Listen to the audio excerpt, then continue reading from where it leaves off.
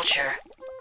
Ghosts are real. Don't argue it, don't dispute it, don't roll your eyes. Just accept that's the case and get out there and start looking for a friendly one, like Casper. Obviously no one actually knows whether ghosts exist or not. They may do, but at the same time, that may also be utter nonsense. But that's not to say there isn't evidence that may start to turn even the most hardened of non-believers.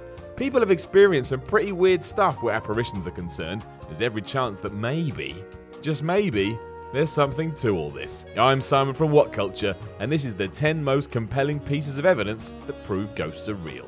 Number 10. Scientists can't make up their mind. Do you know what a scientist's job is? They use their big brains and resources to test things out and then decide whether something is possible. Now let's be clear, many scientists are convinced that ghosts aren't real, but none of them can agree on why so many people think otherwise. It goes all the way back to 1813 when a physician known as John Ferrara put them down to optical illusions, but other boffins were quick to dispute that too. Some claim hallucinations, others put it down to ball lighting or the limits of human perception. One guy even said poltergeist activity is down to humans not being able to process the low frequency hum of air conditioners properly. Right. All this tells us is that the scientific community is pretty divided when it comes to a good haunting, so while we have no evidence to prove it, there's none to disprove it either. And that means there's a chance. Number 9. Some scientists are looking for them. While there is some cynicism in the scientific field when it comes to ghosts, others couldn't care less about that and are much happier to go the Peter Venkman route and try to find out if there actually is something to all this. As well as being a mainstay on reality TV, paranormal research is damn serious, with some respectable people with badass equipment hunting to see what's real and what isn't. That doesn't mean there aren't some proper nutbags too. There are. But the fact rational, strictly scientific folk are out there looking for evidence of ghostly activity kinda sums up how unsure the community is. And let's face it, they wouldn't keep looking if they weren't onto something, right? Number 8. All those creepy photos. Let's not pretend there aren't a bunch of photos pertaining to ghosts that aren't, well, lies.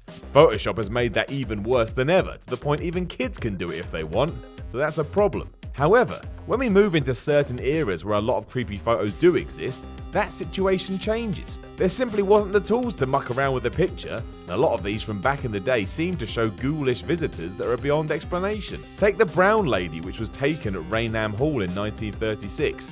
If that is a fake, good grief, is that an impressive fake? And there's plenty more besides. In one, a group of RAF pilots were joined by their mechanic in a photo, which is lovely, until you find out that guy had died 2 days prior. Number 7. Einstein may have proven their existence. Let's not get into the specifics here because all our minds will simultaneously explode and we don't need that. But you probably know that Einstein was a big fan of the theory of relativity. In this theory, there's some inklings that an infinite number of realities actually exist, and that because of that, ghost sightings aren't actually ghost sightings, but beings that are living in a different existence that have bled through to our reality. It's even more terrifying. Following on from that is Dr. Henry Stapp, a quantum physicist who, along with some buddies, thought that a soul was simply quantum processing in our brains that allowed us to be conscious, meaning when we died, all of that was released into the world from our brains. If true, the theory stated this consciousness could live on as a mental entity and even potentially possess others, which does tick a lot of boxes. Admittedly, it does sound like something Derek Acora would say, but he's not a quantum physicist. Number 6. The stone tape theory. The stone tape theory goes thusly. Ghosts that we see are residual hauntings and not the traditional lost souls roaming the earth. Instead, they're recordings of traumatic events that have imprinted themselves onto the environment where they happened, playing on an infinite loop. These ghosts aren't dangerous or even self-aware. They're basically just a VHS tape come to life. Pretty popular when it debuted through a TV show in 1972, the idea eventually evolved into moments of tension or stress in someone's life, causing great amounts of energy to be released. And then that energy can be absorbed by inanimate objects, causing a lot of nonsense to go down. I mean, a lot of that is silly, but there is some proof that suggests minerals found in videotapes that allowed them to record things also exist in the natural world too. Meaning, maybe life can film itself. Number 5. Hauntings affect house prices. Ghosts aren't real, or so they say, and yet when a house is associated with a haunting, its price drops. It can be so bad that in America a realtor was found liable for not telling a customer a house that had already been sold may have had some spooks in it. So basically in US law, ghosts are real and corrupting the housing market. A lot of people think this too.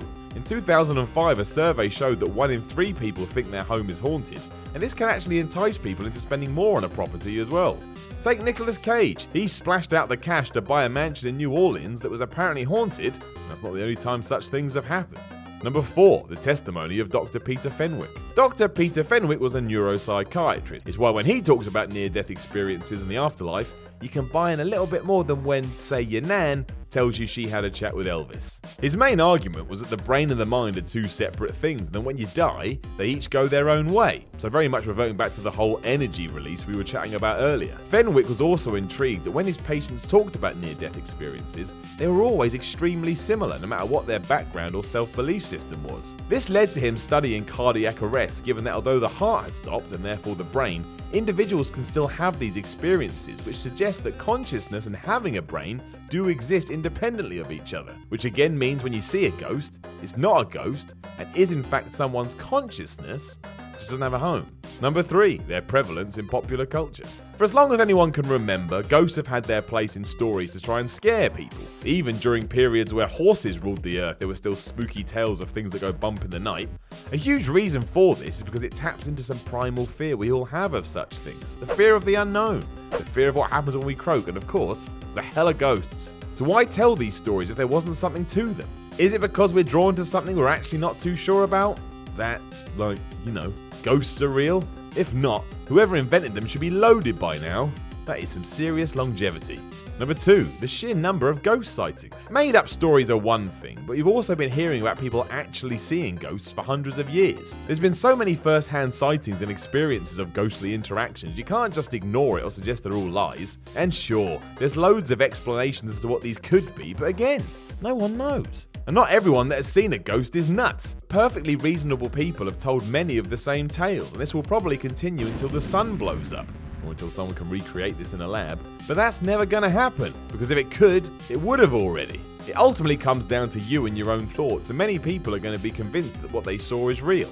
Number 1, how they persist through human culture. All cultures throughout history have had their own versions of ghost stories. That is kind of weird, especially because inherently ghosts have no impact on the world around them other than to freak someone out every now and then. But whether you're talking about Shakespeare, religions, poetry, or even the Ouija board, the idea of a spirit or apparition never really goes away, and it's something that everyone on Earth basically understands. And they've been around since day one pretty much. Even society 11,000 years ago would hint at ghostly happenings, and that shows just how deep this thing runs. So surely, there's something to it all. No? Know of any other pieces of evidence that prove ghosts are real? Let us know in the comments below, tell the newspapers, and then don't forget to like, share and subscribe. You can even follow Whatculture on Twitter at Whatculture or me at SimonMiller316. I'm Simon from Whatculture, or am I a ghost? No, I'm not. I'm Simon from Whatculture.